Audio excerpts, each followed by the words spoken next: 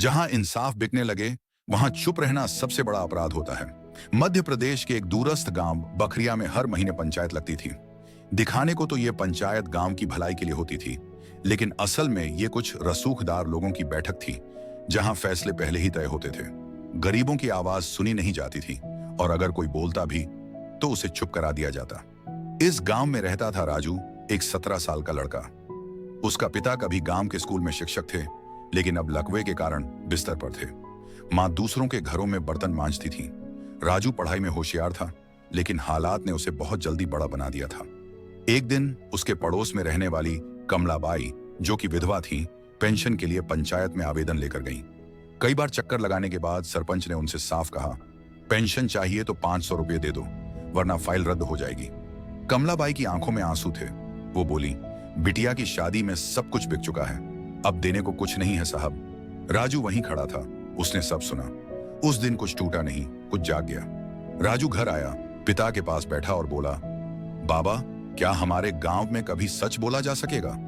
पिता की आंखों में आंसू थे, पर उन्होंने धीरे से कहा, सच बोलने की हिम्मत कम लोगों में होती है बेटा, और वही लोग इतिहास बदलते हैं। उस रात राजू ने ठान लिया, वो अब चुप नहीं रहेगा।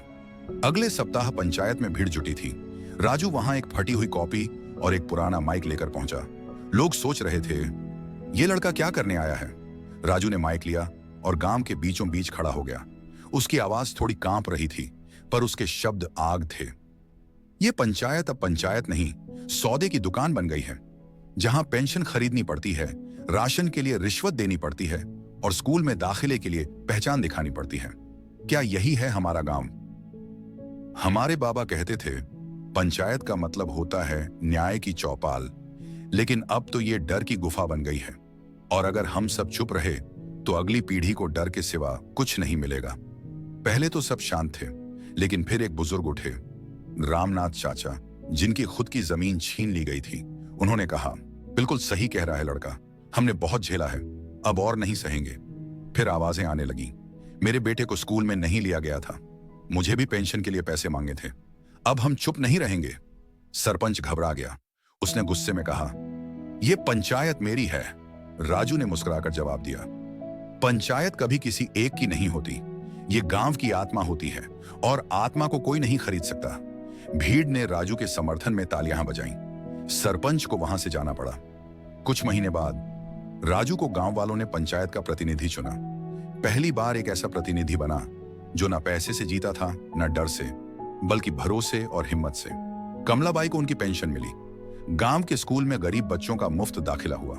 सरकारी योजनाओं की सही जानकारी हर घर तक पहुंचने लगी।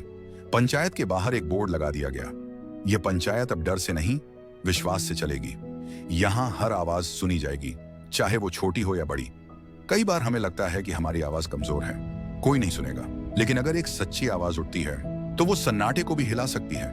राजू एक नाम नहीं, एक मिसाल है कि बदलाव पंचायत की कुर्सी से नहीं, एक आम इंसान के साहस से शुरू होता है। ऐसी ही प्रेरणादायक कहानियों के लिए हमारे चैनल स्टोरीज जो दिल को भाए को सब्सक्राइब करना ना भूलें, और हाँ, बेल आइकन दबाइए ताकि अगली कहानी की घंटी आपके पास सबसे पहले बजे।